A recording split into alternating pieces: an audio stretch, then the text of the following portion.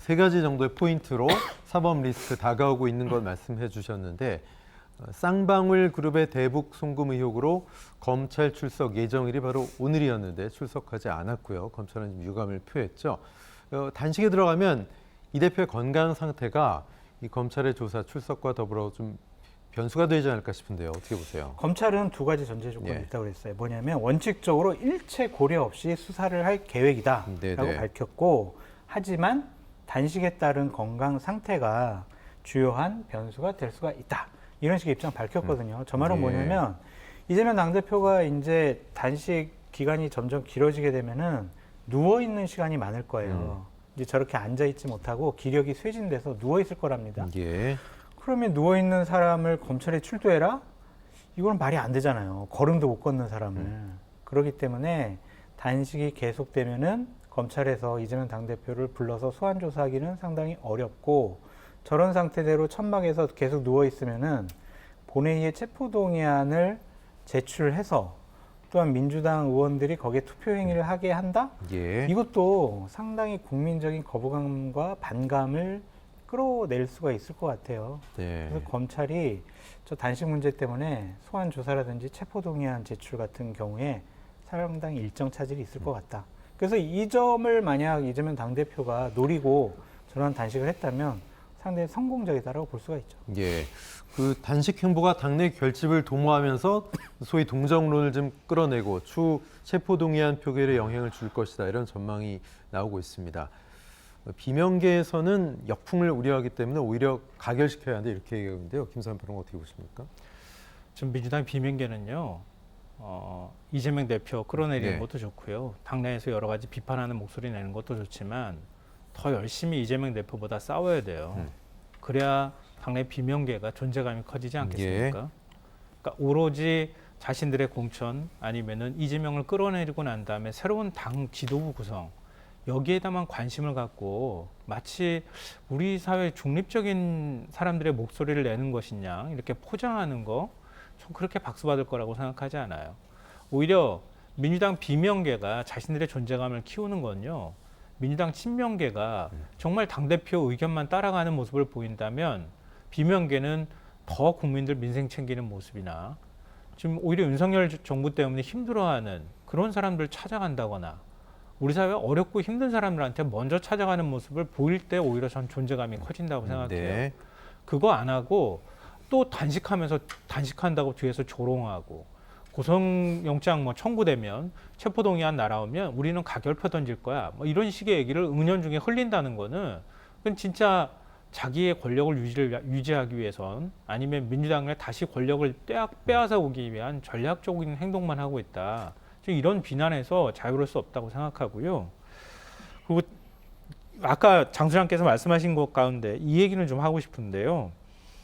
그러니까 야당의 대표가 단식하는 거잖아요. 근데 어느 순간부터요, 이 언론 보도나 여론이 이상한 방향으로 만들어지는 게 뭐냐면요. 과거에는요, 어찌됐든 간에 야당 대표가 단식을 저렇게 하면요, 빨리 청와대가 대답을 내놔라. 야당 대표 저거 지금 며칠째 단식하는 거냐. 이런 얘기가 나와요. 근데 지금은 이재명 대표 단식하니까요, 이렇게. 아니, 뭐 단식해서 요구사항 하는데 대통령이 받아들여 줄 것 같지도 않은 요구사항 하네요. 아니면 대통령은 받아들일 사람이 아닙니다. 이렇게 얘기하는 거예요. 아니, 무슨 뭐 대한민국의 대통령이 뭐 왕입니까?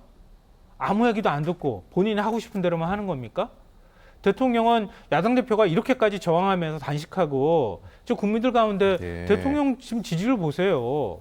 그렇게 부정적으로 평가하는 사람이 많으면 국정 운영 방향을 바꾸거나 아니면은 내각을 좀 교체하거나 이렇게 하는 게 과거 우리나라 정치인들이 보였던 정치의 가장 기본적인 프로토콜 같은 거 아니었어요? 근데 윤석열 대통령이라는 사람은 난 내 맘대로 할 거야. 그랬더니 다 포기해요. 아, 대통령은 안 바뀌는 사람입니다. 그러면 도대체 정치가 어디가 있는 겁니까? 그러면 다음에 야당 대표한테 아니 출구도 없는 걸 왜 단식합니까? 이렇게 얘기를 해요. 앞뒤가 바뀐 얘기 아닙니까 이거? 그러니까 대통령도 변화하라고 얘기를 해야죠. 근데 대통령은 변화할 것 같지 않으니 야당 대표가 단식하는 것도 다 쓰잘데기 없는 출구도 없는 단식을 좀 하고 있고 그러니 결국은 자기 방탄용으로 단식하고 있습니다. 이렇게 조롱하지 말았으면 좋겠어요. 저는. 저처럼 이제 보수파 패널 중에서 대통령 잘못됐다, 바꿔야 된다, 국민을 비판하는 사람이 없잖아요. 바꾸라고 제가 지난 1년 6개월 동안 계속 했는데 돌아온 것은 너는 보수 패널이 아니고 참칭 패널이다. 방송 출연시키지 말라고 공문까지 저는 받았어요.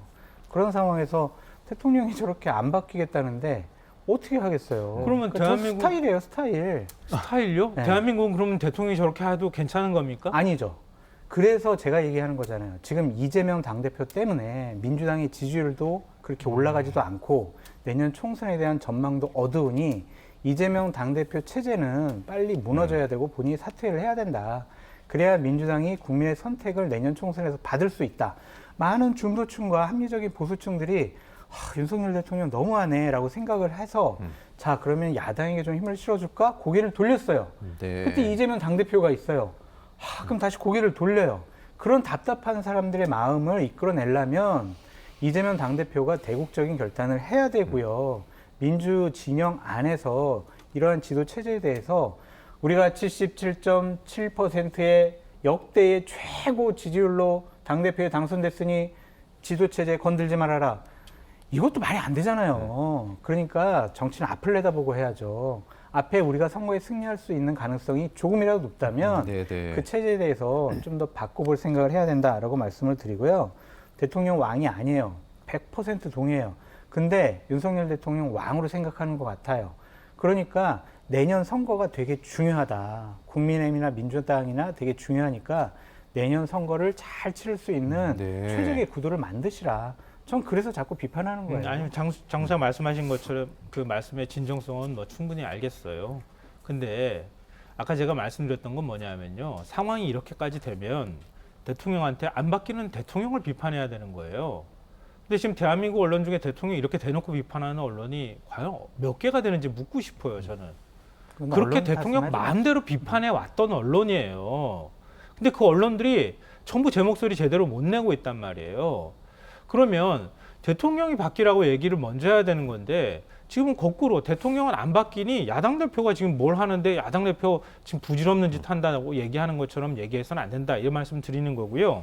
그리고 또 하나는 이재명이 있기 때문에 윤석열 대통령이 공산주의 전체 세력 얘기하거나 홍범도 장군 흉상 없애거나 이거는 아니에요.